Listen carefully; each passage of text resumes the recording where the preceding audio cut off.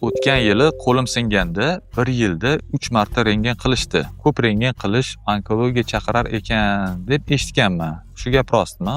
O'zi yiliga qancha rentgen yoki MRT tushsa bo'ladi? Birinchi savol. Rentgen ozgina nurlanish bilan bog'liq bo'lgan tekshiruv, bu sir emas. Lekin hozirgi rentgen apparatlar juda ham kam nurlanish beradi.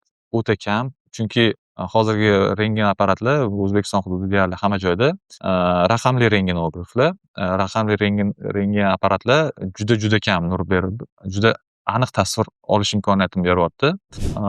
1 yilda 3 ta, 5 ta agar siz davolash uchun nechta kerak bo'lsa, o'sha marta rentgen qilish kerak.